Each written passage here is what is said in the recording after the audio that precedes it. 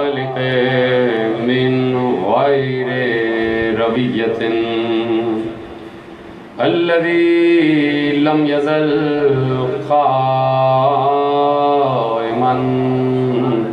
دائما إذ لا سماء ذات أبراج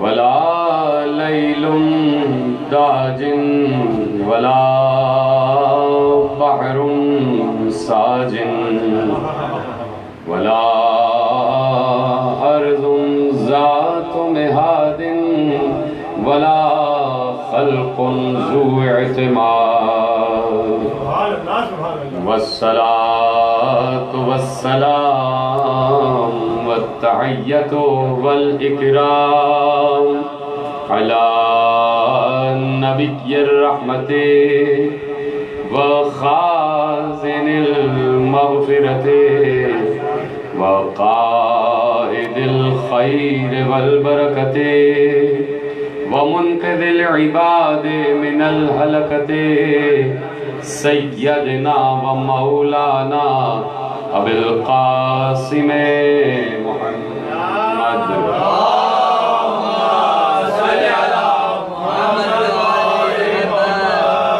وأهل بيته الطيبين الطاهرين المعصومين المظلومين المنتخبين المنتجبين الذين أذهب الله عنهم الرجس وطهرهم تطهيرا.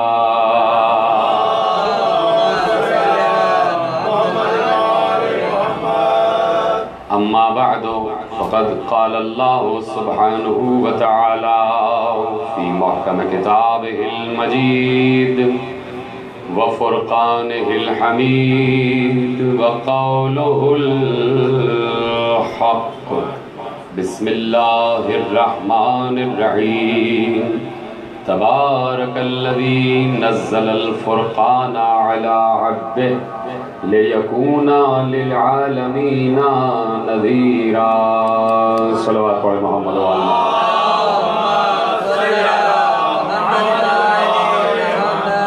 مجالس بیان تفسیر قرآن کی نوی نشست میں آپ حضرات تشریف فرما ہیں اور 1441 ہجری کا ماہ رمضان المبارک اور کم و بیش اتنے ہی برس گزر گئے قرآن کے نزول کو، اور یہ نزول قرآن کے برس جو ہیں ہم ان کو گنتی میں اور عدد میں لا سکتے ہیں، لیکن مفہوم قرآن کب سے ہے یہ کوئی نہیں بتا سکتا، کوئی نہیں بتا سکتا. کسی نے امیر المومنین حضرت علی بن ابی طالب علیہ السلام کو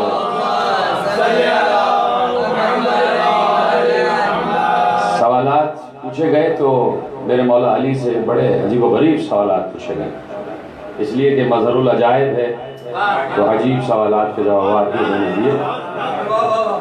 اور پوچھنے والے نے کئی سوال پوچھے، جس میں ایک سوال یہ بھی تھا کہ، اور دیکھیے میں اکثر کہتا ہوں جب یہ سوال آپ کے سامنے رکھے جائیں، پیش کیے جائیں یا دہرائے جائیں جو امیر المومنین سے کیے گئے، تو میں گفتگو کر رہا ہوں عمومی جو لوگ اس وقت سن رہے ہیں کہ جب ایسے سوالات آپ کے سامنے دہرائے جائیں یا آپ کو یاد دلائے جائیں تو ساتھ میں یہ بھی کوشش کیا کریں کہ اس بات کی طرف یعنی آپ متفق ہو جائیں کہ ایسے سوالات صرف علی ہی سے کیے گئے، علی کے علاوہ کسی سے نہ کیے. جو میں سوال اب کرنے جا رہا ہوں عجیب و غریب سوال ہے کہ سائل جو سوال کرنے والا ہے میں اس کی ذہانت کو بھی داد دیتا ہوں کہ اسے بھی پتا ہے کہ ہر ایرا غیرہ ان سوالات کے جوابات نہیں دے سکتا، اور وہ اتنا ذہین ہے یا وہ اتنے ذہین ہیں سوال کرنے والے کہ جب علی چوتھی منزل خلافت جو ظاہری خلافت ہے اور جب علی ممبر پر بیٹھے ہیں کوفے میں تب علی نے نعرہ سنونی بلند کیا ہے، تو 3 دور گزر چکے ہیں خلافتوں کے، تو اب سب دیکھ بھی چکے ہیں، سب پرکھ بھی چکے ہیں، سب امتحان و آزمائش کی منزل سے گزر بھی چکے اور گزار بھی چکے، اب سب کی نگاہوں میں ہیں۔ تو اس نے جس نے بھی سوال کیا وہ علی سے کیا، اور یہ سوچ کر کیا کہ اس سے کیا کروں جو 70 مرتبہ ہلاک ہو چکا، اس سے کیوں نہ کروں جو ہلاکت سے بچا رہا۔ ان سے کیا سوال کیا جائے کہ جو ہلاک ہوتے رہے، ان سے کیوں نہ کیا جائے کہ جو ہلاکت سے بچاتے رہے۔ تو دیکھیے سوال میرے مولا علی سے کیا گیا، بہت سے کیے گئے سوال، اور آگے آنے والی تقاریر میں جب امیر المومنین کی شہادت کی شبہ شہادت آئیں گی تو ان میں بھی ہم عرض کریں گے انشاءاللہ۔ تو اس میں ایک سوال، ضروری تھا کہ یہ سوال میں تبلیغی منزل میں آپ کے حوالے کر دوں، کہ پوچھا گیا کہ یا علی وہ کیا چیز ہے جو اللہ کی مخلوق نہیں ہے۔ اب آپ دیکھیے کہ ایسے سوال علی سے کیے جا رہے ہیں، اور علی کے علاوہ کوئی جواب دے نہیں سکتا، یا تو علی ہیں یا نبی ہیں، اور علی کے پاس بھی علم رسول ہے، علم رسول کے وارث ہیں علی۔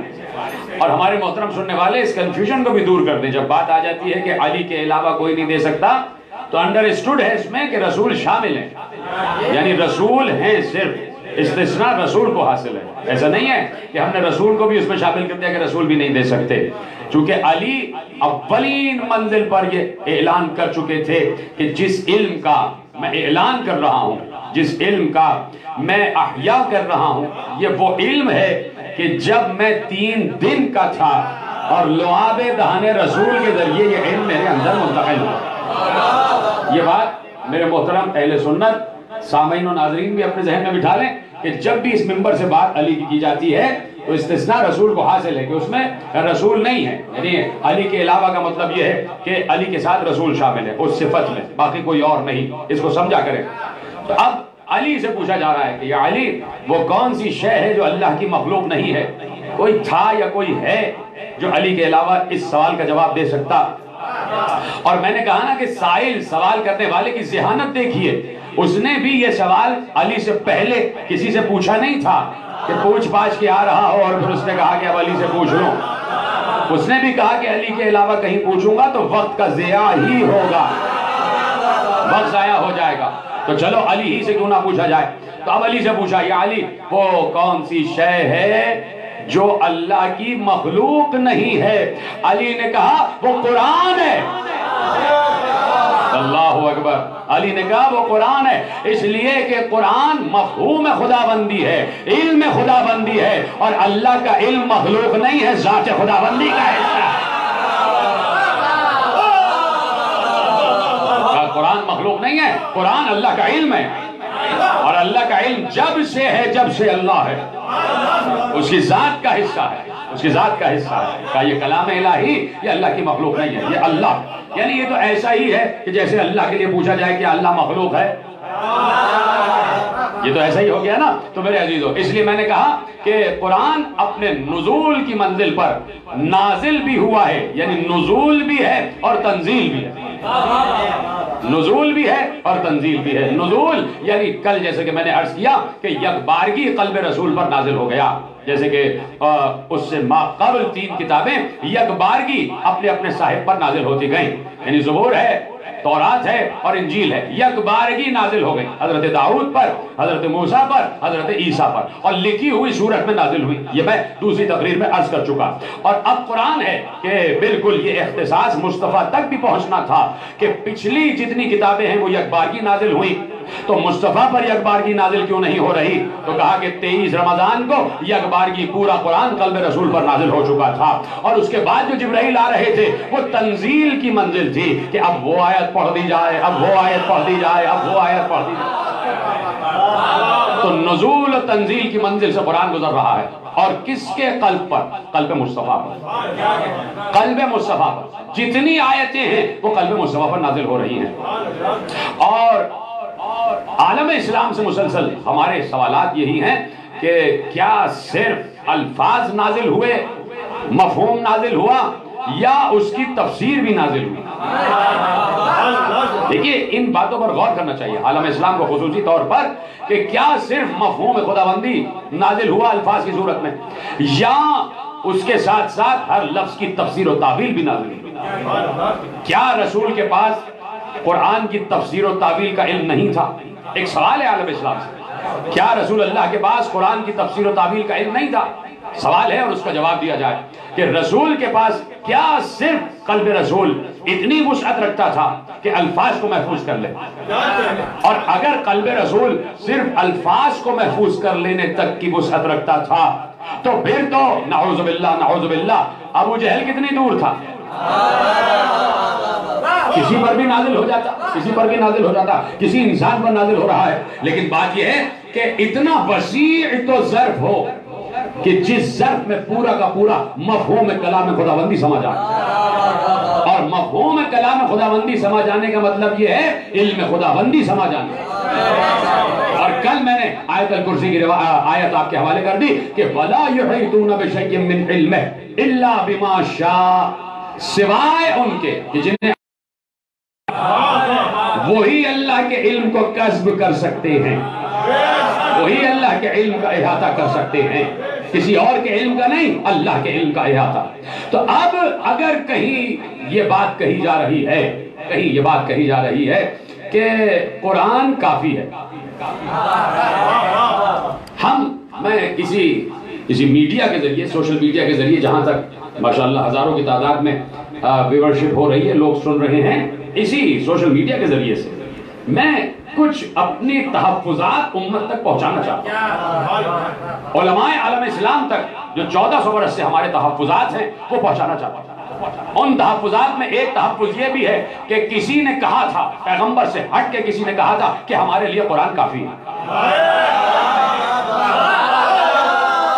ہمارا ایک تحفظ یہ ہے، ہمارا ایک اعتراض یہ ہے کہ کسی سمت سے آواز آئی تھی کہ حسبنا کتاب اللہ، ہمارے لیے کتاب خدا کافی ہے. تو ہمارا ایک تحفظ یہ ہے، ہمارا ریزرویشنز میں سے ایک ریزرویشن یہ ہے کہ جس نے یہ جملہ کہا کیا وہ یہ جملہ کہنے کا استحقاق رکھتا تھا؟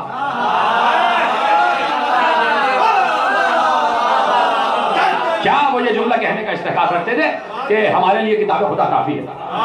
تو دیکھیے بات یہ ہے کہ کتاب خدا کافی تو ہے. اب ہمارا جواب سنیے، اور یہ ہمارا جواب نہیں ہے، یہ قرآن کا جواب ہے. میں قرآن سے جواب آپ کے حوالے کرنا چاہ رہا ہوں کہ قرآن کا اس وقت بھی یہی رہا مسئلہ، دور رسول میں بھی یہ مسئلہ رہا کہ ایک مکتب وہ تھا، پورا ایک گروہ وہ تھا جو قرآن کو صرف قرآن سمجھ رہا تھا، یعنی پڑھنے والی کتاب، سمجھنے والی نہیں. اس دور میں بھی ایک گروہ تھا جو قرآن کو قرأت والی کتاب سمجھ رہا تھا، بار بار قرأت کی جائے، بار بار پڑھا جائے، سمجھ کر پڑھنا نہیں.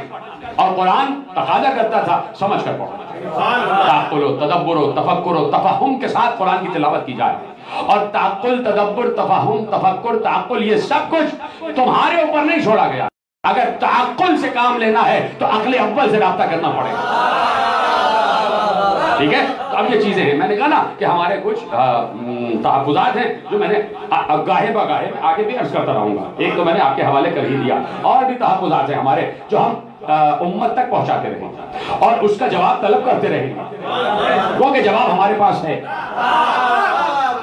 کیونکہ جواب ہے ہمارے پاس، اور جواب قرآن سے. تو میں نے کہا کہ کہیں کسی نے کہا کہ ہمیں قرآن کافی ہے. مستند و مؤثق کتابوں میں یہ روایت موجود ہے کہ کسی نے وقت آخر رسول یہ کہا کہ حسبنا کتاب اللہ. رسول اللہ نے کہا کہ لاؤ میں تمہارے لیے کچھ لکھ دوں، جا رہا ہوں تمہارے لیے کچھ لکھ دوں. حالانکہ جو پورا کا پورا قرآن امت کے لیے چھوڑ کر جا رہا ہے اسے مزید لکھنے کی ضرورت کیا ہے؟ جو فرمائے اس بات، جو پورا کا پورا قرآن، پورا کا پورا علم خداوندی امت کے لیے چھوڑ کر جا رہا ہے اسے اب جاتے جاتے لکھ کے دینے کی ضرورت کیا ہے؟ اس کا مطلب ہے کہ رسول سمجھ رہے تھے کہ ابھی بھی انہیں کسی کی ضرورت ہے. ابھی بھی انہیں کسی چیز کی ضرورت ہے. کہا کہ لاؤ کاغذ اور قلم دے دو، میں تمہارے لیے کچھ لکھتا ہوں. کسی سمت سے آواز آئی کہ بھائی ہمیں کتاب کافی ہے، ہمیں کتاب کافی ہے. تو یہ جملہ کہنے والے کی میں فراست پر بھی حیران ہوں، اس کی دور اندیشی پر بھی میں حیران ہوں. دیکھیے جملہ دینے جا رہا ہوں، یہ جملہ جس نے کہا کہ مجھے کتاب کافی ہے، قرآن اور عصر حاضر ہمارا موضوع ہے اور یہ عصر حاضر ہی کا موضوع ہے، کہ جس نے یہ جملہ کہا کہ مجھے قرآن کافی ہے، میں اس کی فراست پر، اس کی دور اندیشی پر میں حیران ہوں، حیران اس بات پر ہوں کہ وہ سمجھ رہا تھا کہ یہ لکھنے کیا والے ہیں۔ اللہ اکبر۔ جس نے یہ کہا کہ مجھے قرآن کافی ہے، وہ سمجھ رہا تھا کہ یہ کیا لکھنے والے ہیں۔ اسے پتا تھا یہ جاتے جاتے لکھنے والے ہیں کہ دو چیزیں چھوڑ کر جا رہا ہوں، ایک قرآن اور اہل بیت۔ اس نے کہا قرآن کافی ہے، اہل بیت نہیں چاہیے۔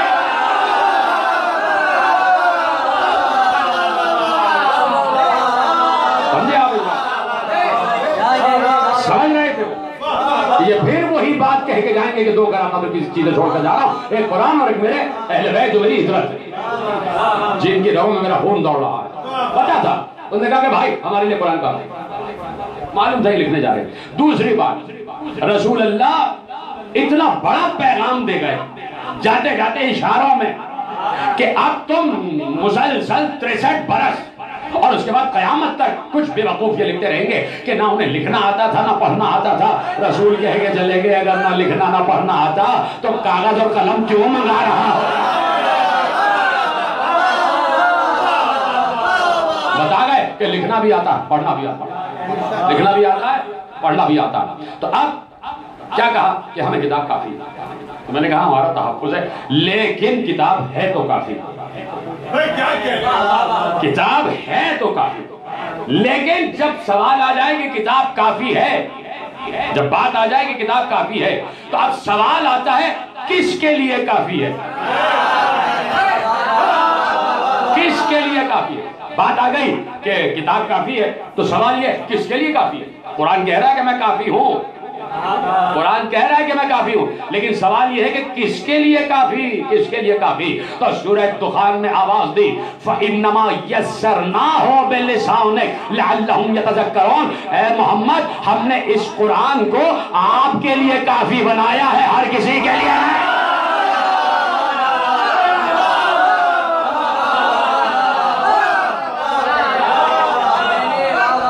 فَإِنَّمَا يَسَّرْنَاهُ بِلِسَانِكَ لعلہم یتذکرون۔ ہم نے اس قرآن کو آپ کے لیے آسان بنایا، ہر کسی کے لیے آسان نہیں ہے، ہر کسی کے لیے آسان نہیں ہے۔ اور پھر ایک اور مقام پر ارشاد فرما دیا فَإِنَّمَا يَسَّرْنَاهُ بِلِسَانِكَ، ہم نے اس قرآن کو آپ کے لیے آسان بنا دیا۔ کیوں؟ لِتُبَشِّرَ بِهِ الْمُتَّقِينَ وَتُنذِرَ بِهِ قَوْمًا لُدًّا۔ سورہ مریم میں ارشاد فرما دیا کہ ہم نے اس قرآن کو آپ کے لیے آسان بنایا، صرف آپ کے لیے۔ ہر کوئی یہ نہ کہے کہ قرآن مجھے سمجھ میں آ جائے گا، قرآن میرے لیے آسان ہے۔ ہم نے اس قرآن کو آپ کے لیے کافی اور آپ کے لیے آسان بنایا۔ کیوں؟ اس لیے کہ تاکہ آپ اس قرآن کے ذریعے مومنین کو بشارت دے اور منافقین کو ڈراتے رہے۔ جھگڑالو قوم کو ڈراتے رہے، قومن لدّا، یعنی لفظ رکھ دیا جھگڑالو قوم کو ڈراتے رہے۔ اس کا مطلب ہے کہ قیامت تک جھگڑنے والی قوم آتی رہے گی، لڑنے جھگڑنے والی قوم آتی رہے گی اور قرآن اسے ڈراتا رہے گا۔ تو اس کا مطلب ہے کہ جہاں قرآن ہوگا وہاں وارث قرآن کا وجود ضروری ہے، اس لیے کہ پیغمبر قرآن کو تنہا چھوڑ کر نہیں گئے۔ اگر آج کوئی جھگڑنے والی قوم ہے تو قرآن کا وجود ضروری ہے نا جواب دینے کے لیے، اور جہاں قرآن ضروری وہاں اہل بیت ضروری۔ بڑی آسانی سے میں نے فارمولہ آپ کے حوالے کر دیا ہے نا۔ اب جہاں قرآن ضروری وہاں قرآن کے سمجھانے والے ضروری، وہاں وراثت قرآن کی منزل پر آ جانے والے وارثان قرآن ضروری ہیں۔ تو اس لیے کہا کہ یہ قرآن کافی تو ہے اے میرے حبیب، لیکن آپ کے لیے کافی ہے، آپ کے لیے کافی ہے۔ اب دیکھیے قرآن ہی کے ذریعے سے بہت سے لوگ ہدایت بھی پاتے ہیں اور قرآن ہی کے ذریعے سے لوگ گمراہ بھی ہو جاتے ہیں۔ قُلْ هُوَ لِلَّذِينَ آمَنُوا هُدًى وَشِفَاءٌ وَالَّذِينَ لَا يُؤْمِنُونَ هُمْ فِي آذَانِهِمْ وَقْرٌ وَهُوَ عَلَيْهِمْ عَمًى۔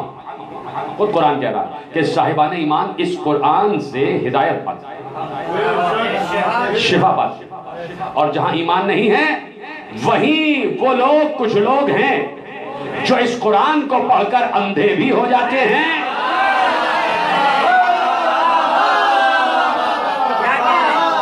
اور ہو جاتے ہیں، بہرے بھی ہو جاتے ہیں۔ وہی قرآن جو بیک وقت شفا دے رہا ہے، اسی قرآن سے بیماری بھی آ رہی ہے۔ قرآن کہہ رہا ہم فی آذانہم وقر وہو علیہم عمی، اسی قرآن کو پڑھ کے لوگ اندھے ہو جاتے ہیں، یعنی بھٹک جاتے ہیں، بے راہ رو ہو جاتے ہیں، راہ سے بے راہ ہو جاتے ہیں۔ اللہ کہہ رہا ہے، میں نہیں کہہ رہا۔ سورہ بنی اسرائیل کی آیتیں آپ کے حوالے کرتی میں نے، تو اللہ کہہ رہا کہ بھائی یہی قرآن ہے جو شفا بھی دیتا ہے، اور اسی قرآن کے ذریعے سے بھٹک بھی جاؤ گے۔ کیوں؟ اگر اپنے لیے کافی سمجھ لیا، اگر خود سے قرآن سمجھنے کی کوشش کی ہے تو قرآن سے بھٹک جاؤ گے، راہ سے بے راہ ہو جاؤ گے۔ تو اس لیے کوئی سمجھانے والا ہو، بچہ جاتا ہے پہلی جماعت میں پڑھنے کے لیے تو کتاب دے کے آپ کونے پہ بٹھا نہیں دیتے، لو بیٹے اسکول چلے جاؤ، کتاب پڑھ کے آ جانا۔ اس اسکول میں بھیجتے ہیں جب پتا ہو کہ کتاب کا پڑھانے والا بھی ہوگا،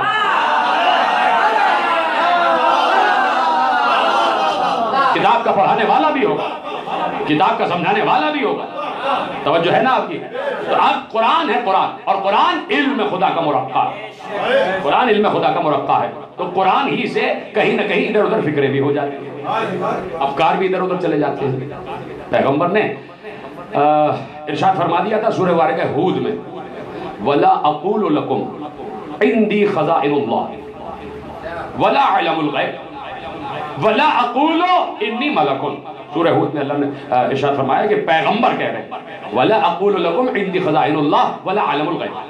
پیغمبر نے امت سے کہا کہ بھائی میں نے تو تم سے نہیں کہا کہ میرے پاس اللہ کے خزانے ہیں، اور میں عالم غیب بھی نہیں ہوں، اور میں ملک بھی نہیں ہوں۔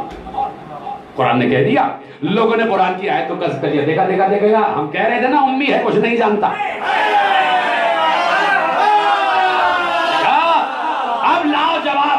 لوگوں نے ہم سے کہا، چڑا کر کہا لاؤ اب جواب۔ سورہ ہود میں تو پیغمبر نے خود کہہ دیا، اللہ نے پیغمبر کے جملوں کو محفوظ کیا، میں نے تم سے نہیں کہا کہ میرے پاس اللہ کے خزانے ہیں، اور نہ میں نے تم سے کہا ہے کہ میں عالم غیب ہوں، اور نہ میں ملک ہوں، نہ میں فرشتہ ہوں۔ سب نے کہا دیکھیے ہم نے آپ سے کہا نہیں تھا پیغمبر کچھ نہیں جانتا، دیکھیں قرآن کی آیت ہے، لاؤ جواب لاؤ، پیغمبر کے پاس تو علم غیب نہیں ہے، پیغمبر تو کچھ نہیں جانتے۔ اور پھر انہوں نے کہا لیجئے قرآن کی دوسری آیت ہم آپ کے حوالے کرتے ہیں۔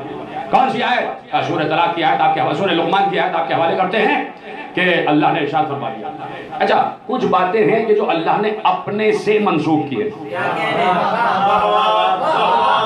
اللہ نے اپنے سے منسوخ کی، کہا کہ عندہ علم الساعہ وَيُنَزِّلُ الْغَيْثَ وَيَعْلَمُ مَا فِي الْأَرْحَامِ، کہا کہ اللہ کو علم ہے کہ قیامت کب آئی، اللہ ہی جانتا ہے کہ بارش کب برسے، اللہ ہی جانتا ہے کہ ماؤں کے رحم میں کیا ہے، وَمَا تَدْرِي نَفْسٌ مَاذَا تَكْسِبُ غَدًا وَمَا تَدْرِي نَفْسٌ بِأَيِّ أَرْضٍ تَمُوتُ ان اللہ علیم خبیر۔ دیکھیں آیت کہاں ختم ہو رہی ہے، کبھی آیت کے اختتام پر بھی غور کیا کریں، ان اللہ علیم خبیر۔ وہ کہہ رہا ہے، اللہ ارشاد فرما رہا ہے سورہ لقمان میں کہ اللہ کہتا ہے میں ہی جانتا ہوں، صرف میں جانتا ہوں کہ قیامت کب آئی، صرف مجھے پتا ہے بارش کب برسے گی، صرف میں جانتا ہوں ماؤں کے رحم میں کیا پل رہا ہے، کون سا جنین پل رہا ہے، اور کوئی نہیں جانتا۔ وما تدری نفس ماذا تکسب غدا، کوئی نہیں جانتا کہ کل وہ کیا کھائے گا، کسی کو نہیں پتا، کوئی نہیں بتا سکتا کہ کل تم کیا کماؤ گے اور کیا کھاؤ گے۔ وما تدری نفس بأي أرض تموت، کوئی نہیں جانتا کہ کسے کس زمین پر موت آئے گی۔ اور آیت کا اختتام کیا ہوا؟ اور آیت کا اختتام ہوا کہ اللہ ہی علیم ہے، اللہ ہی خبیر ہے۔ یعنی یہاں پر اللہ نے بالکل مہر تصدیق صد کر دی کہ قیامت کا علم صرف میں جانتا ہوں، بارش کا علم صرف میں جانتا ہوں، ماؤں کے شکم میں کیا ہے میں جانتا ہوں، تم کل کیا کماؤ گے کیا کھاؤ گے میں جانتا ہوں، تمہیں کس زمین پر موت آئے گی میں جانتا ہوں، میرے علاوہ کوئی نہیں جانتا۔ اب وہاں سے آواز آئی، دیکھا آپ کہتے تھے کہ رسول کو سب پتا ہے، سب پتا ہے، اللہ کہہ رہا ہے کہ صرف ہمیں پتا ہے کسی اور کو نہیں پتا۔ دیکھیے قرآن اور عصر حاضر ہمارا موضوع ہے، اور ہم اپنے تحفظات امت کے حوالے کر رہے ہیں، اپنے تحفظات امت کے حوالے کر رہے ہیں، جہاں جہاں بات پہنچ رہی ہے کہ بھائی اللہ کہہ رہا ہے۔ وہاں سے پہلی بات کیا آئی؟ دیکھیے ہم نے آپ سے کہا تھا رسول کہہ رہا ہے میں عالم غیب نہیں ہوں، اور آپ کہہ رہے ہیں رسول کو علم غیب ہے۔ کیا آپ اپنی طرف سے باتیں کرتے ہیں؟ کیا آپ نے غلو مچایا ہوا ہے؟ کیا آپ نے غلو مچایا ہوا ہے؟ جب قرآن کہہ رہا ہے کہ رسول عالم غیب نہیں ہے تو آپ کو کیسے جرأت ہو گئی کہ آپ نے کہہ دیا رسول عالم غیب ہے؟ جب قرآن کہہ رہا ہے کہ میرے پاس غیب کے خزانوں کی چابیاں نہیں ہیں، میں نہیں جانتا کہ خزانے اللہ کے کیا ہیں. آپ نے کیسے کہہ دیا کہ رسول کے پاس سب کچھ ہے؟ جب قرآن سورہ لقمان میں کہہ رہا ہے، جب قرآن نے سورہ لقمان میں کہہ دیا کہ میں جانتا ہوں بارش کب ہوگی، میں جانتا ہوں قیامت کب آئے گی، اور میں جانتا ہوں کہ ماں کے شکم میں کیا ہے، اور میں جانتا ہوں کل تم کیا کھاؤ گے، اور میں جانتا ہوں تمہیں کب موت آئے گی، تو آپ نے کیسے کہہ دیا کہ رسول و علی کو سب کچھ معلوم ہے؟ اعتراض کر دیا امت نے ہمارے اوپر کہ آپ سب غلط کہتے. آپ نے علی کو اور رسول کو حد سے بڑھا دیا. آپ غلو کرتے. صرف اللہ کو پتا اور کچھ نہیں پتا، اور کوئی کچھ نہیں جانتا. اچھا، آپ نے قرآن کی 2 آیتیں پڑھ کے ہم کو گویا جھگڑنے کی کوشش کی، اور آپ نے کہا قرآن سے جواب لا، قرآن سے. تو ٹھیک ہے، تسلیم ہے. سورہ ہود اور سورہ لقمان کی آیتیں میں نے آپ کے حوالے کر دی. سورہ ہود میں کہا کہ میں نہیں جانتا عالم علم غیب کیا ہے. سورہ لقمان میں کہا کہ صرف اللہ کو پتا ہے قیامت کب آئے گی، صرف اللہ کو پتا ہے بارش کب آئے گی، صرف اللہ کو علم ہے کہ ماں کے شکم میں کیا ہے، صرف اللہ کو علم ہے کہ کل کیا کھائے گا، صرف اللہ کو علم ہے کل کیا کمائے گا، صرف اللہ کو علم ہے کون کہاں مرے گا، صرف اللہ کو علم ہے قیامت کب آئے گی، صرف اللہ کو علم ہے بارش کب ہوگی، صرف اللہ کو علم ہے غیب میں کیا ہوگا، صرف اللہ کو علم ہے کہ خزانے کیا ہیں. تو جو اللہ بار بار یہ کہہ رہا تھا صرف مجھے علم ہے، صرف مجھے علم ہے، تم کچھ نہیں جانتے، تم کچھ نہیں جانتے، اسی اللہ نے سورہ نساء میں کہہ دیا تھا علمک ما لم تکن تعلم. اے نبی، جو تم نہیں جانتے تھے ہم نے سب بتا دیا.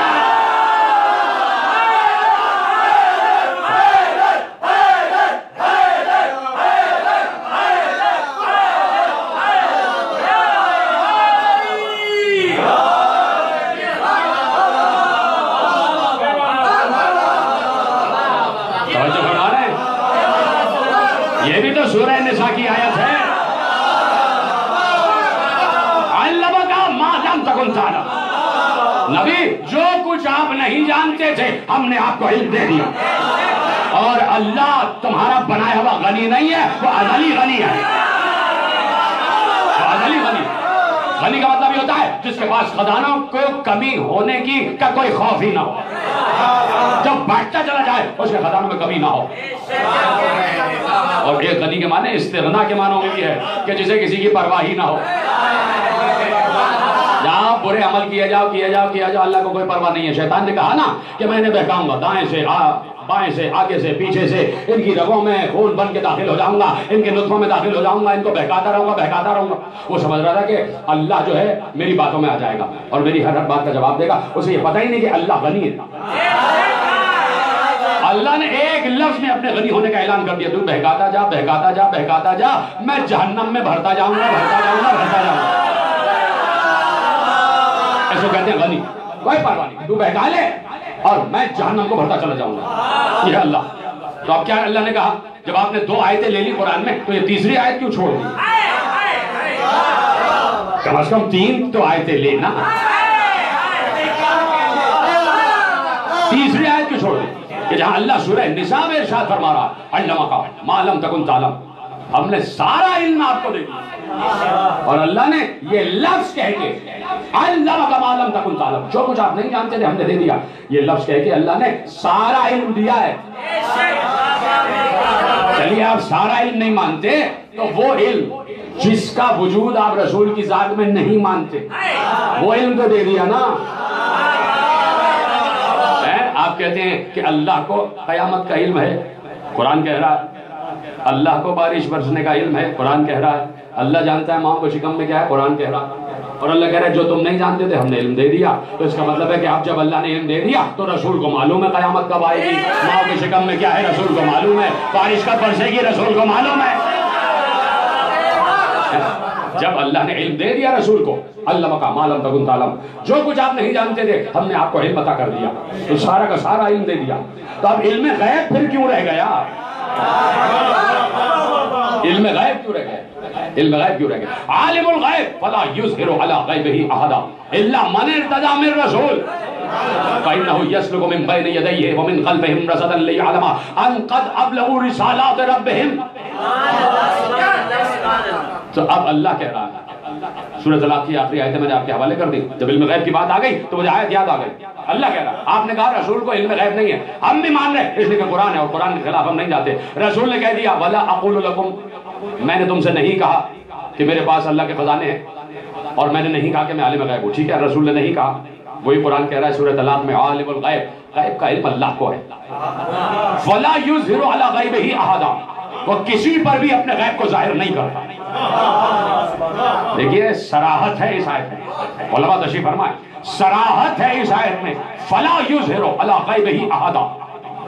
آیت یہاں رک جاتی تو اس کا مطلب ہے قیامت آ جاتی کسی کو علم غیب نہ ہوتا. عالم الغیب فَلَا يُظْهِرُ عَلَى غَيْبِهِ أَحَدًا، وہ عالم غیب ہے جسے اللہ کہتے ہیں، اور وہ اپنا علم غیب کسی کو نہیں دیتا. لیکن مزاج وہاں اللہ ضرور ہے. مزاج قرآن یہ ہے کہ جہاں اللہ ہے وہاں اللہ ضرور ہے. والعصر ان الانسان لفی خسر الا الذین آمنوا وعملوا الصالحات قل لا اسألكم علیہ اجرا الا المودۃ فی القربى. لا الہ الا اللہ. دیکھ رہے ہیں کہ جہاں لا ہے وہاں اللہ ضرور ہے، وہاں اللہ ضرور ہے. جب یہاں بھی لا کہہ دیا فلا یظہر علی غیبہ احدا، یہاں بھی لا آ گیا، کسی کو اس کے غیب کا علم نہیں ہے. تو اللہ اپنے مزاج کو نہیں بدلتا، قرآن اپنے مزاج کو نہیں بدلتا. جب قرآن نے مزاج کا اعلان کر دیا کہ جہاں لا ہوگا وہاں اللہ ہوگا، تو سورہ طلاق میں بھی اللہ نے یہی انتظام و انضرام رکھا. جیسے ہی کہا فلا یظہر علی غیبہ احدا، فوراً کہا الا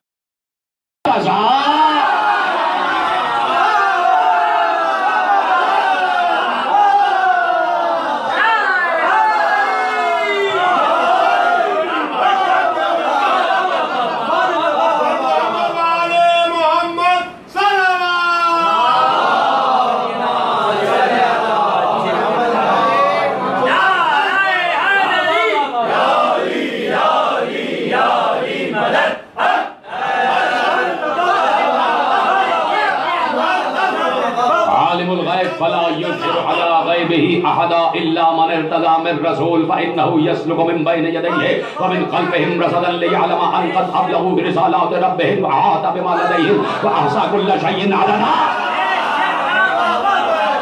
کہہ دیا اللہ نے کہ ہم ہیں عالم غیب، ہم اپنا علم غیب. میں نے روکا ہے جان بوجھ کے لفظ، میں ذرا سا تصرف کا اختیار رکھتا ہوں ترجمے پر، کیونکہ اردو میری زبان ہے تو ذرا سے اختیار رکھتا ہوں. اس نے کہا فَلَا يُظْهِرُ عَلَى غَيْبِهِ أَحَدًا، یا احدہ کا مطلب ہے کسی پر، ہم کسی پر اپنا علم غیب ظاہر نہیں کرتے. تو میں ذرا سا اگر انڈر بریکٹ لکھ دوں، ہم کسی غیر پر اپنا علم غیب ظاہر نہیں کرتے، ہر کس و ناکس پر اپنا علم غیب ظاہر نہیں کرتے. اِلَّا مَنِ ارْتَضَى مِن رَسُول، سوائے اس کے جو مرتضی ہو. یہ آسانی سنا، لفظ ہے ارتضا، قرآن کا لفظ ہے ارتضا. اللہ من ارتضا، سوائے اس کے جسے ہم ارتضا کہہ دیں، جسے ہم چن لیں، جسے ہم منتخب کر لیں. میرے رسول، اور شرط اس ارتضویت کی یہ ہے کہ وہ رسول سے ہو.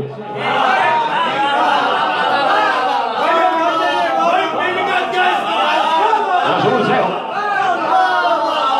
دیکھئے میں رسول نہیں ہے، رسولوں میں سے ہو.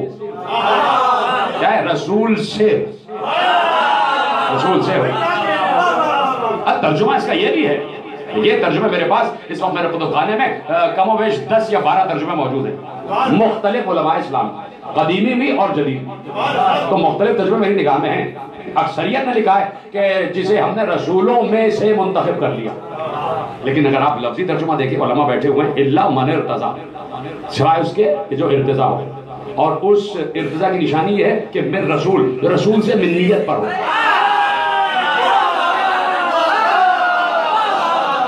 تو اس میں رسول اور ارتضا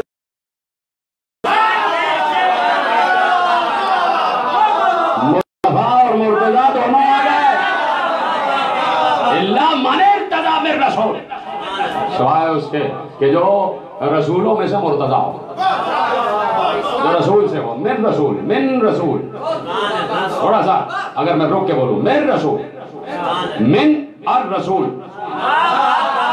یعنی لفظ من آ گیا کہ وہ رسول سے منیت پر.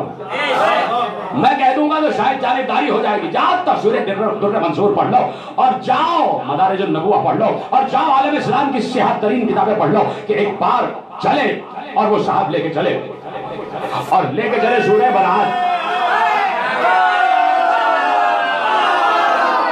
سورہ برات لے کے چلے اور ایک بار جبرائیل امین کا نزول ہو گیا. کہا کہ یا رسول اللہ, اللہ کہہ رہا ہے سورہ برات یا تو آپ لے کے جائیں یا وہ لے کے جائیں جو آپ سے منیت پر ہو, جو آپ سے من ہو.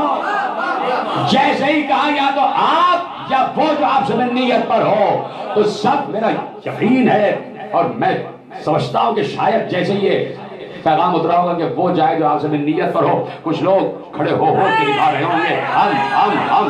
پیغمبر نے ایک بار ادھر ادھر دیکھ کر کہا اے علی ابن ابی طالب, کہاں ہے علی, کہاں ہے علی.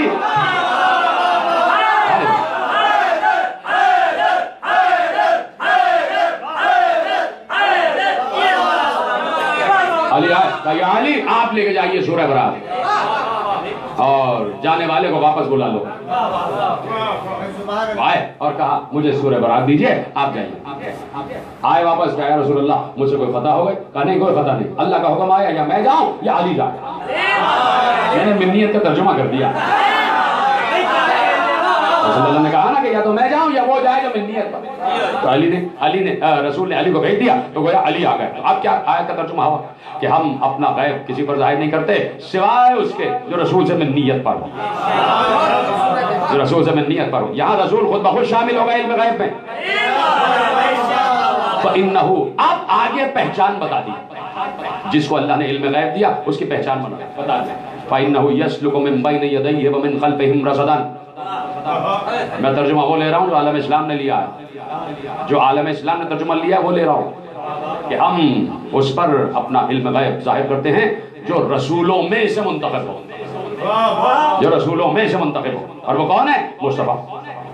ہر عالم اسلام نے یہ تفسیر لکھی کہ یہاں مراد ہے مصطفیٰ. ٹھیک ہے, میں وہی تفسیر لے رہا ہوں. اب اللہ نشانی بیان کر رہا ہے, اس عالم غیب کی نشانی بیان کر رہا ہے جسے اللہ نے عالم غیب بنایا. کہا کہ اس کی نشانی یہ ہے فَإِنَّهُ يَسْلُكُ مِن بَيْنِ يَدَيْهِ وَمِن خَلْفِهِمْ رَصَدًا لِيَعْلَمَ أَنْ قَدْ أَبْلَغُوا رِسَالَاتِ رَبِّهِمْ وَأَحَاطَ بِمَا لَدَيْهِمْ وَأَحْصَىٰ كُلَّ شَيْءٍ عَدَدًا. اس کی نشانی یہ ہے فَإِنَّهُ يَسْلُكُ مِن بَيْنِ يَدَيْهِمْ وَمِن خَلْفِهِمْ رَصَدًا. اس کی نشانی یہ ہے جسے ہم نے علم غیب دیا ہے کہ وہ ہر رسول کے کبھی آگے رہا ہے کبھی پیچھے رہا ہے, رسول کے. فَإِنَّهُ يَسْلُكُ مِن بَيْنِ يَدَيْهِ وَمِن خَلْفِهِمْ رَشَدًا. یسلُکُ کا مطلب یہ ہے چلنا, سالک ہونا, اسی سے مسلک نکلا ہے, یعنی راہ چلنا, مسلک اسی سے نکلا ہے. تو کہا اِنَّهُ يَسْلُكُ مِن بَيْنِ يَدَيْهِ وَمِن خَلْفِهِمْ. وہ ہر رسول کے کبھی آگے رہا ہے کبھی پیچھے رہا. کیوں رہا ہے, کیوں رہا ہے؟ کہا کہ اِنَّهُ يَسْلُكُ مِن بَيْنِ يَدَيْهِ وَمِن خَلْفِهِمْ. وہ ہر رسول کے آگے اور پیچھے رہا ہے. کیوں رہا ہے؟ رَصَدًا, تاکہ ان کو رصد فراہم کرے,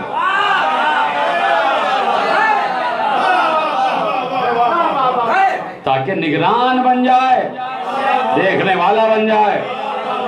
وَإِنَّهُ يَسْلُكُ مِن بَيْنِ يَدَيْهِ وَمِن خَلْفِهِمْ رَصَدًا لِيَعْلَمَ.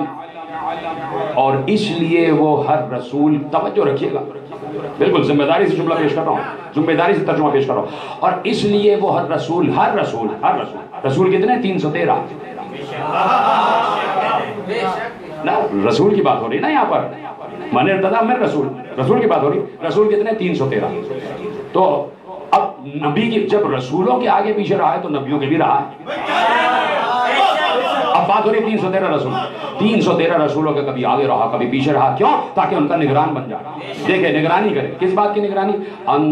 ابلغوا رسالات ربہم, کیا وہ اللہ کی تبلیغ کا پیغام صحیح پہنچا رہے ہیں.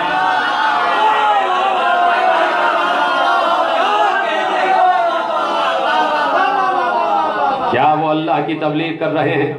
تاکہ وہ اللہ کے پیغام کی تبلیغ کرتے رہیں, کیونکہ وہ اللہ کے پیغام کی تبلیغ کر رہے تھے. جتنے ترجمہ آپ کے حوالے کر رہا ہوں, کہ اس لیے وہ مرتضی جو رسول سے ہے آگے اور پیچھے رہا ہے ہر رسول کے، تاکہ دیکھتا رہے پیغام صحیح پہنچ رہا ہے. ان ابلغوا رسالات ربہم، کہ وہ اپنے رب کے ہر پیغام کو صحیح پہنچا رہے ہیں تبلیغ کر رہے ہیں.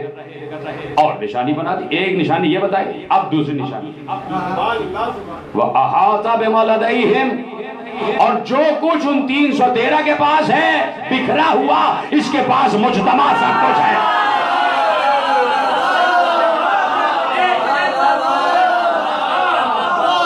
جو کچھ فردن ان 313 کے پاس ہے وہ سارا کا سارا اس کے پاس. اب یہ آپ بتا دیجئے کہ 313 رسول کے پاس کون کون سے معجزے تھے؟ 313 رسولوں کے پاس کون کون سے معجزے تھے؟ رسالہ شروع ہوئی ہے جناب نوح سے، رسالہ جناب نوح سے شروع ہوئی ہے، وہاں سے شریعت جناب نوح سے شروع ہوئی ہے، اور وہاں سے لے کے جناب عیسیٰ تک، وہاں سے لے کے جناب عیسیٰ تک. جناب آدم کو اللہ نے اسماء کا علم دیا، جناب نوح اللہ کا نبی کہ جو دور تک دیکھنے کی صلاحیت رکھتا ہے. جناب نوح نے یہی تو کہا تھا پروردگار ان پر جلدی سے عذاب لیا، اس لیے کہ میں دیکھ رہا ہوں اب ان کی نسلوں میں سارے کافر ہی آنے والے ہیں.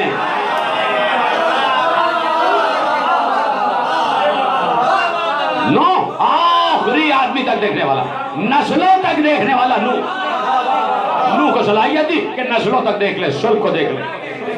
ابراہیم ملکوت تک پہنچ گئے، مردہ زندہ کرنے کا فن جانتے ہیں. ابراہیم کے لیے آگ گلزار ہو گئی، ملکوت تک چلے گئے. مردے کیسے زندہ ہوتے ہیں ابراہیم کو بتائے. موسیٰ جن کی زبان معجزہ، جن کا ہاتھ ید بیضا، جن کا عصا معجزہ، جو اللہ سے کلام کرے کلیم اللہ ہو جائے، جو دریا پہ عصا مارے تو ٹکڑے ہو جائے دریا. موسیٰ کے پاس عیسیٰ جسے روح اللہ، جسے بیمار پیدا کرے عیسیٰ اسے شفا دے دے. اللہ جسے موت دے دے عیسیٰ اسے زندہ کر دے. موت دینے والا تو آپ ہی کہہ رہے ہیں نا کہ اللہ ہے. تو جناب عیسیٰ سے کوئی لڑ نہیں رہا. اے عیسیٰ یہ آپ نے کیسی گستاخی کر دی، اللہ موت دے رہا ہے اور آپ زندگی دے رہے ہیں. عیسیٰ بیماروں کو شفا دینے والا، نابیناؤں کو بینائی دینے والا، مردوں کو زندہ کرنے والا. دیکھ رہے ہیں آپ کتنے نبیوں کے پاس کیا کیا معجزے ہیں. اور اللہ کیا کہہ رہا ہے، اس مرتضی کی خاصیت یہ ہے ہر رسول کے پاس جو الگ الگ ہے وہ سب اس کے پاس ہے،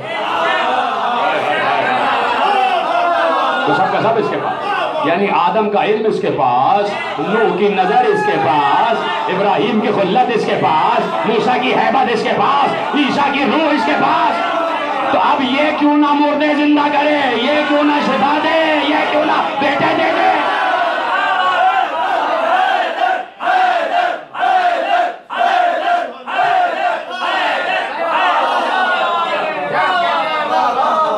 جو ہے نا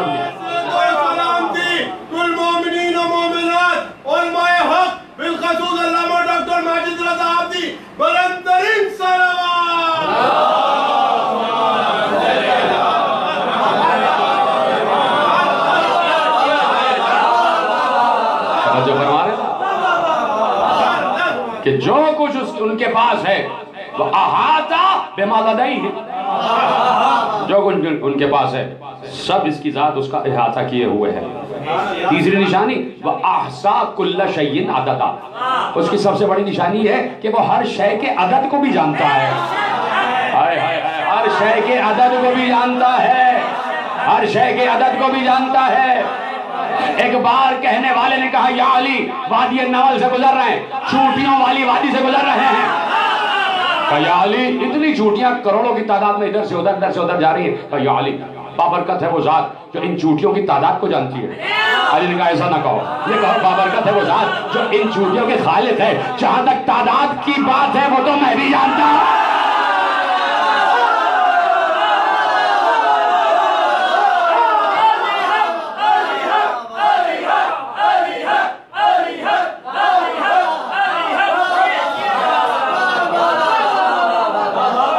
ہر شے کی تعداد سے واقف ہے. زمین میں ذرات کیا ہیں وہ ان کی تعداد سے واقف ہے. آسمان سے بارش برسے گی، ان میں قطرے کتنے ہیں اس کی تعداد سے واقف ہے. انسان کتنے ہیں ان کی تعداد سے واقف ہے. انسانوں میں حیوان کتنے ہیں ان کی تعداد سے واقف ہے. وَأَحْصَىٰ كُلَّ شَيْءٍ عَدَدًا، وہ ہر شے کے عدد سے واقف ہے. اب پتہ کرو کہ کون ہے جو ہر نبی کے ساتھ رہا، ہر نبی کے ساتھ رہا. پتہ کرو کون ہے جو ہر نبی کے ساتھ رہا. تو دنیا سر مارتی مارتی مر جاتی، نہ پتہ چلتا کہ وہ کون ہے جو ہر نبی ہر رسول کے آگے رہا پیچھے رہا، تاکہ ان کی رسالات ان کی تبلیغات کی نگرانی کرتا رہے. اور وہ ایسا ہے کہ جو ہر علم رکھتا ہے، ہر معجزہ رکھتا ہے، اور وہ ایسا ہے کہ جو ہر شے کے عدد کو جانتا ہے. نہ پتہ چلتا دنیا کو. ایک بار لکھنے والے نے لکھا، ابو صالح کشفی ترمذی سنی الحنفی نے مناقب مرتضوی میں لکھا کہ علی منبر زنونی پر بیٹھے ہوئے تھے اور بیٹھ کر کہا نصرت الانبیاء سرا ونصرت محمدا جہرا، میں نے ہر نبی کی مدد کی چھوڑ کر مصطفیٰ کی مدد کی ظاہر ہو گئے.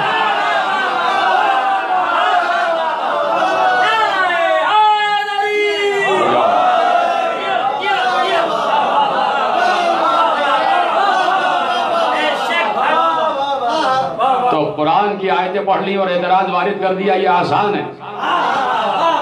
اور قرآن پورا پڑھ کے انہی قرآن نے جہاں اعلان کیا ہے، جہاں دعوے کیے ہیں، وہاں استثناء بھی قائم کیا. ایکسیپشنز بھی قرآن نے رکھے ہیں، ایکسیپشنز رکھے ہیں. اگر قرآن کی آیت یہاں رک جاتی والعصر ان الانسان لفی خسر، بڑی جرأت کے ساتھ جملہ کہہ رہا.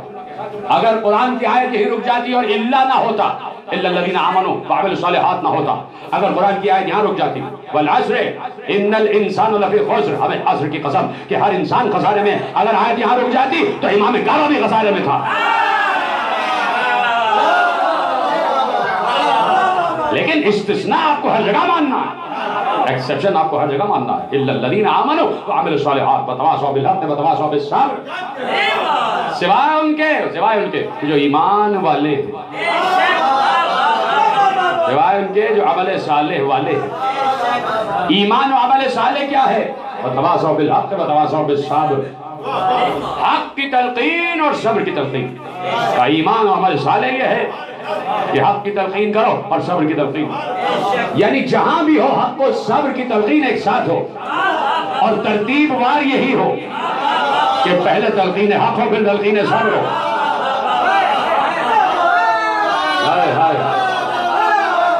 عمل صالح کیا ہے؟ تلقین حق تلقین صبر، اور ترتیب نہ بدلے، ترتیب نہ بدلے کہ پہلے صبر کی تلقین ہو جائے بعد میں حق کی. نہیں، ترتیب یہ ہے کہ پہلے حق کی بات ہو پھر صبر کی بات ہو. ڈھونڈو اس پوری دنیا کی تہذیبوں میں، ڈھونڈو کہ کہاں وہ عمل صالح انجام دیا جا رہا ہے کہ جہاں پہلے حق کی بات کی جائے پھر صبر کی بات کی جائے. سوائے مجلس اعلیٰ کے فرض کے کوئی اور نہیں ہے کہ جہاں پہلے علی آ جائے بعد میں حسین آ جائے.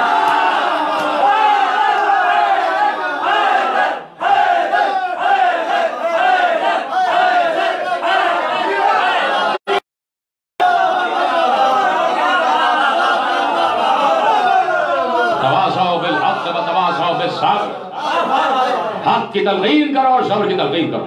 سوائے اس مجلس اعلیٰ کے فرض کہ پہلے حصے میں حق یعنی علی کا تذکرہ، الحق مع علی وعلی مع الحق، اور دوسرے حصے میں صابر یعنی حسین کا تذکرہ. کوئی ہے صابر حسین جیسا اس کائنات میں؟ لا ہمیں دکھاؤ. کائنات میں کوئی صابر حسین جیسا نہیں. اور کائنات میں اگر کہیں حق ڈھونڈنا ہے تو وہاں جہاں علی ہے.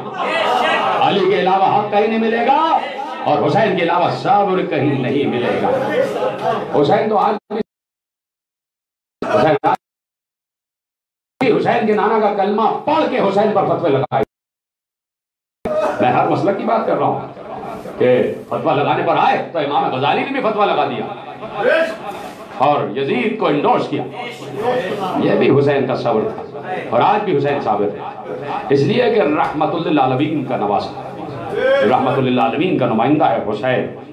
اور حسین مجسم رحمت ہے، چلتی پھرتی رحمت کا نام ہے حسین. ہم سے پوچھو کہ حسین رحمتیں کیسے تقسیم کرتے ہیں، ہم سے پوچھو حسین رزق یقین کیسے تقسیم کرتے ہیں. ایسے ہی نہیں برسہ برس سے اس فرش ادا پر بیٹھے ہوئے ہیں، ایسے ہی نہیں ہمارے ماں باپ ہاتھ پکڑ کے پرچہ ادا پر لے آئے کہ آؤ حسین کے گھر میں چلو، آؤ حسین کے دربار میں چلو۔ برسا برس سے ذکر حسین ہو رہا ہے، برسا برس سے مجلس حسین سجی ہوئی ہے، برسا برس سے فضائل علی و مصائب حسین بیان ہو رہے ہیں۔ کبھی سوچے دنیا، دیکھیے بڑے غیر جانبدار ہو کے سوچے دنیا، میرا پیغام پہنچ رہا کہ جتنی سازشیں ہوئی ہیں، جتنی سازشیں ہوئی ہیں، کہ پورا ایک دور گزرا ہے، 87 برس کا دور بنو امیہ کا، ان کے بعد سینکڑوں برس کا دور بنو عباس کا، اس کے بعد جتنے دور یہاں تک گزرتے چلے گئے، صرف اگر عالم اسلام پر کسی فکر اور کسی عقیدے پر ضرب لگائی گئی ہے اور حملہ ہوا ہے، وہ فکر حسینی پر، وہ علی اور حسین کے چاہنے والوں۔ بنو امیہ نے اور بنو عباس نے اگر ظلم کیا ہے تو صرف شیعہ نے علی نے۔ کیوں؟ اس پر کیوں نہیں غور کرتی دنیا؟ میں کہتا ہوں، بار بار میں جملہ کہہ رہا ہوں کہ شیعہ دشمنی میں آپ ان افکار سے نہ ہٹیں، بلکہ آپ میری بات پر غور کریں، اس کا جواب تلاش کریں، تاریخ پڑھیں آپ کہ بنو امیہ، بنو عباس اور اس کے بعد جتنے بھی حکمران آتے رہے، ایدم تا ایدم یہاں تک آپ دیکھتے رہیے، جو سلطنت ہے وہ شیعوں کے خلاف ہے، جو سلطنت ہے وہ اختلاف رکھ رہی ہے۔ ٹھیک ہے، کچھ باتیں ہو سکتی ہیں جو آپ سے مختلف ہیں، جو آپ کے عقائد سے ہٹ کر ہو، تو عقائد سے ہٹنا اس بات کی آپ کو اجازت نہیں دیتا کہ آپ تلوار اٹھا کر گردنیں قلم کرنا شروع کر دیں۔ اگر شیعوں کی کوئی بات آپ کو ناگوار گزر رہی ہے اور آپ کے عقیدے کے خلاف ہے، آپ آ کے بیٹھیے اور اس کے بعد مناظرہ کریں، کیا کہنے علمی مباحثہ کریں، دلائل دیں اپنی کتابوں سے اور ہم اپنی کتابوں سے۔ یہ اختلاف کے مٹانے کا ایک طریقہ نہیں ہے صرف کہ آپ قتل کر دیں یا پھر کفر کا الزام لگا دیں۔ ہم اسی بات پر اور قوت والے ہو جاتے ہیں اور اپنے کو اس بات پر اور حق پر سمجھتے ہیں کہ سامنے والے کے پاس ہماری کسی دلیل کا جواب نہیں ہے، وہ صرف تلوار لے کے سامنے آ جاتا ہے۔ ہم اس بات پر اور اپنے موقع پر ڈٹے رہتے ہیں کہ ہماری فکری بات کا مخالف کے پاس فکری جواب نہیں ہے، اس لیے وہ تلوار سے ہماری گردن کاٹتا رہا۔ اور آج کلاشن کوف لے کر اور بندوقیں لے کر اور بم دھماکے کرنے کے لیے امام بارگاہوں میں آ جاتا ہے۔ کیوں بھائی، کیوں آتے ہو تم؟ اگر جواب ہے تو لاؤ، علمی فورم پر باتیں کریں۔ اور باتیں ہو چکی، میرے نوجوان دوست بھی ہزاروں کی تعداد میں یہ مجلس سن رہے ہیں، باتیں ہو چکی، سب کچھ ثابت ہو چکا، مناظرے ہو چکے، کتابیں موجود ہیں، بڑے بڑے علماء عالم اسلام، شافعی علماء، مالکی علماء، حنفی علماء، دیوبندی علماء مذہب حق کا قبول کر کے شیعہ ہو چکے۔ جائے پڑھے بڑے بڑے مبلغین، انہوں نے شیعت کو قبول کیا۔ تیجانی سماوی اتنا بڑا عالم اہل سنت ہے کہ جو مدرسے کے معلم تھے، علماء بیٹھے ہیں میری بات پر ساتھ کریں، تیجانی سماوی جو مدرسے کے معلم تھے، بہت بڑے عالم تھے، مطالعہ کیا انہوں نے، ایک ایک چیز کا مطالعہ کیا، فدا کیا تھا مطالعہ کیا، غدیر کیا تھی مطالعہ کیا، کربلا کیوں ہوئی مطالعہ کیا۔ اور جب اتنے مطالعے کے بعد جب حق ان پر منکشف ہو گیا، انہوں نے کہا اشہد ان علی ولی اللہ، اشہد ان علی ولی اللہ، کہہ دیا انہوں نے کہ میں گواہی دیتا ہوں کہ ولایت پر آ گیا۔ یہ طریقے سے بہت سے لوگ ہیں کہ جب آپ ان کو پڑھیں گے تو آپ کو اندازہ ہوگا۔ تو میں بار بار کہہ رہا ہوں کہ ہو سکتا ہے آپ کو شیعوں سے اختلاف ہے، لیکن ائمہ سے اختلاف نہیں ہونا چاہیے۔ 12 اماموں سے اختلاف کیوں ہے؟ اہل بیت سے اختلاف، آپ اہل بیت سے کیوں دور ہیں؟ ہماری دشمنی میں نہ آپ 12 امام کو چھوڑیں نہ آپ اہل بیت کو چھوڑیں، آپ پڑھیں، آپ علی کو پڑھیں، آپ حسن کو پڑھیں، آپ حسین کو پڑھیں، آپ زہرا کو پڑھیں، آپ زین العابدین کو پڑھیں، آپ محمد باقر کو پڑھیں، آپ جعفر صادق کو پڑھیں، آپ موسیٰ کاظم کو پڑھیں، آپ علی رضا کو پڑھیں، آپ محمد نبی کو پڑھیں، آپ علی نبی کو پڑھیں، آپ حسن عسکری کو پڑھیں اور آپ صاحب غیبت کو پڑھیں۔ پڑھیں، مطالعہ کریں۔ ہماری دشمنی میں آپ اس راہ کو نہ چھوڑیں۔ میں پھر کہہ رہا ہوں بار بار، میرا اس دور میں پیغام ہی ہے کہ آپ پڑھیں ضرور۔ اور اب تو اس کورونا کی وجہ سے جو لاک ڈاؤن ہو گیا ہے، گھروں میں پڑھے پڑھے اپنی عقل لاک نہ کرنا، گھروں میں پڑھے پڑھے پڑھو، پڑھے بھی رہو اور پڑھے بھی رہو، پڑھو بھی اور پڑھو، دیکھو کہ یہ کیا کہتے ہیں، غور کرو یہ فقہ جعفری والے کیا کہتے ہیں، ان کا اسٹانس کیا ہے، ان کا مطمع نظر کیا ہے، ان کا تقاضا کیا ہے، ان کا دعویٰ کیا ہے، یہ فدق کیا ہے۔ پڑھیں، آپ اس پر گفتگو کریں، اس پر دیکھیں آپ کے علماء نے کیا لکھا، یہ بھی پڑھیں، ہر چیز پڑھیں۔ ہم تو پڑھتے ہی رہتے، ہم نے تو پڑھا اور آج पढ़े हुए का एक जवाब भी दे दिया। हमने ये पढ़ा था कि किसी ने कहा कुरान काफी है, हमने बात पढ़ी थी और हमने आज उसका जवाब दे दिया। तो मेरे अजीजों, ये नहीं है। अक्ल का तकाजा ये है, इल्म का तकाजा ये है कि इल्म जहां तक नजर आ जाए उसकी रोशनी में आगे बढ़ते चले जाओ, बढ़ते चले जाओ। और बढ़ते बढ़ते मेरा दावा है कि इल्म की राह पर अगर आ गए तो इल्म अपनी रोशनी के जरिए तुम्हें इधर उधर से हकाता हुआ लेके इसी अली की बाजू में आएगा। इल्म अपनी रोशनी में अपने रास्ते पर चलाता हुआ मंजिल अली पर लाता है। इसलिए कि अना मदीनतुल इल्म व अलीयुन बाबुहा, शहर इल्म का दरवाजा अली है। इल्म रसूल के पास है, इल्म रसूल के पास है, और रसूल के पास जाने से पहले बाब इल्म तक आना पड़ता है, इल्म के दरवाजे तक आना पड़ता है। और कुरान कह रहा है कि आओ इल्म का तज़किरा करो, इल्म का तज़किरा, हक का तज़किरा, हक का तज़किरा, अली का तज़किरा, सब्र का तज़किरा, हुसैन का तज़किरा। हुसैन जैसा साबिर दुनिया ने नहीं देखा। आज तक हुसैन साबिर है, आज तक हुसैन रहमतें तक़सीम कर रहे हैं। सकीना खुदा हाफिज, ये जुमला कोई मामूली जुमला नहीं है। एक 57 बरस का बूढ़ा बाप मक्तल में जा रहा है, मक्तल में किसी दूसरे शहर में सफर करने नहीं जा रहा है कि कल को वापस आ जाएगा। बाप जा रहा है मक्तल में, मक्तल में जा रहा है। और जिस बेटी को खुदा हाफिज कह रहा है ना, 4 बरस की बेटी, वो अहले बैत के घर की बेटी है, अहले बैत की परवरिश की हुई बेटी है, जिसे हुसैन ने नमाज शब में मांगा है। वो बच्ची भी समझती है कि जो भी खेमागाह से अलविदा कह के गया है वो वापस नहीं आया, वो वापस नहीं आया। और जब उस बच्ची ने सुना कि मेरा बाबा कह रहा है सकीना तुम पर भी हुसैन का सलाम, सोचो बच्ची पर क्या गुजर रही होगी। बच्ची को सबको सलाम किया, सिर्फ एक बच्ची को क्या, पहले सलाम किया या ज़ैनब, या उम्म कुलसूम, या रुक़य्या, या सकीना अलैकुन्ना मिन्नी सलाम, तुम सब पर हुसैन का सलाम, यहाँ तक कि ऐ फिज़ा तुझ पर भी हुसैन का सलाम।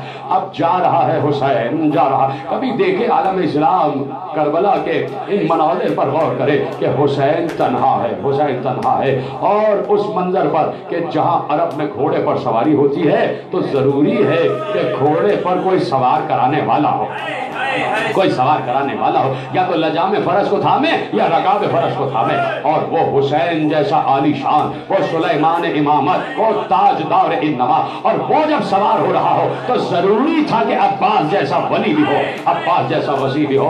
और अब हुसैन आगे बढ़ रहे हैं, और आगे बढ़ के जैसे खेमागाह से बाहर आए, कभी अब रावी कह रहा है मैंने देखी है गुर्बत हुसैन, मैंने देखी है मजबूरी हुसैन, मैंने देखी है, मैंने देखा है सब्र हुसैन। एक बार दाएं देखा, बाएं देखा, और देख कर कहा है कोई मेरी सवारी का फरस लाने वाला है, कोई मेरी सवारी को लाने वाला। अरे कैसे कोई आता, वो दूर शानों को कटाए हुए अब्बास किनारे फरात पड़े हुए हैं। इधर उधर देखा तो मैं कैसे अर्ज करूं, आलम इस्लाम गौर करे, इधर उधर देख रहे हैं हुसैन, कोई है जो मुझे घोड़े पे सवार कराए। जब किसी की आवाज ना आई तो खुद गुस्सा कहती हैं कि खैमे का पर्दा उलट के ज़ैनब आगे आ गई, ज़ैनब आगे आ गई। भैया आज ज़ैनब सवार कराएगी, अब्बास नहीं है तो क्या हुआ, अली अकबर नहीं है तो क्या हुआ, आज ज़ैनब सवार कराएगी।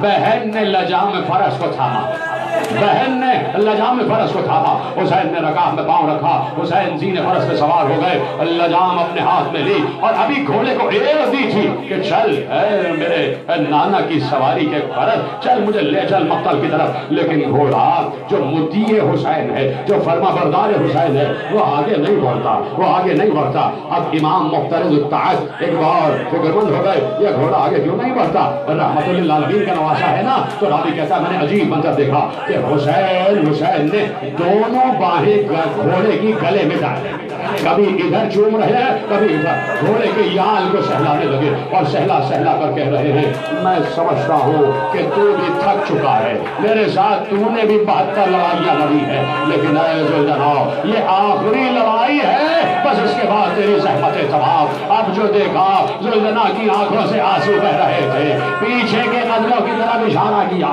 اب جو حسین نے دیکھا، حسین کا کلیجہ پھٹ گیا۔ 4 برس کی بچی رونے کے سموں سے لپٹی ہوئی کہہ رہی ہے زلزلہ میرے بابا کو نہ لے جا، میرے بابا کو نہ لے جا، میرے بابا کو نہ لے جا۔ اب مجھے بتاؤ حسین پر کیا گزر رہی ہوگی؟ میں عالم اسلام کے صاحبان اولاد کو مخاطب کر رہا ہوں۔ تمہارے بھی تو 4 برس کے بچے ہوں گے نا؟ کتنا محبت کرتے ہو تم اپنے 4 برس کی بچی سے، اور حسین کیوں نہ محبت کرے؟ کیا گزر رہی ہوگی اس وقت حسین پر جب بچی گھوڑے کے پاؤں پکڑے ہوئے ہوگی، جب بچی گھوڑے کے پاؤں پکڑے ہوئے ہوگی اور کہہ رہے ہوگی اے زلزلہ میرے بابا کو نہ لے جا، میرے بابا کو نہ لے جا۔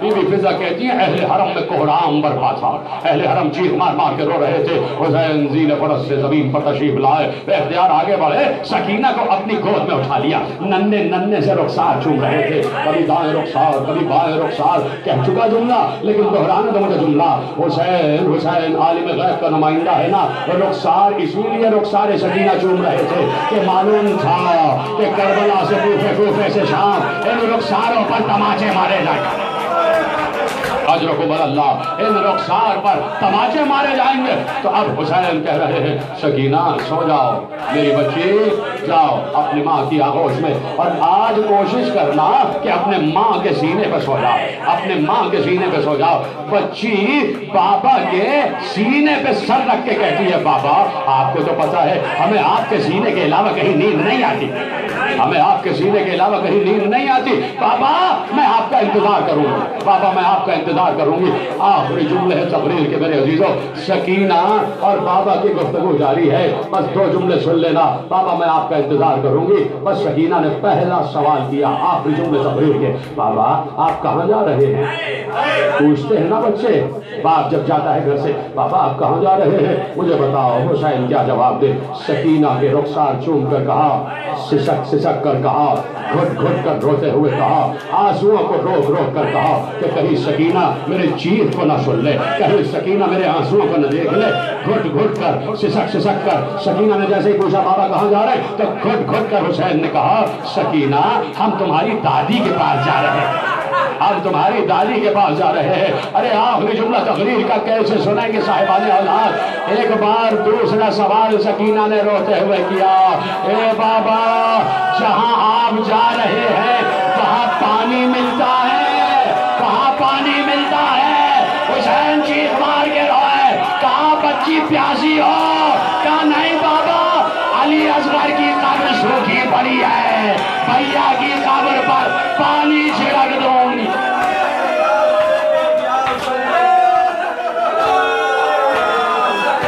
ولا لعنت اللہ علی القوم الظالمین وسيعلم الذين ظلموا أي منقلب ينقلبون۔ بار الہ ہماری اس عظیم عبادت کو شرف قبولیت کے اعلیٰ درجوں میں جگہ عطا فرما۔ پروردگار جن مومنین مومنات نے مجھ سے دعا کے لیے کہا ہے مومن کا ایکسیڈنٹ ہو گیا، پروردگار بحق بیمار کربلا شفا عاجل صحت کامل اور طول حیات، جہاں جہاں صاحبان ایمان آباد ہیں سب کی جان مال عزت و آبرو کی حفاظت فرما۔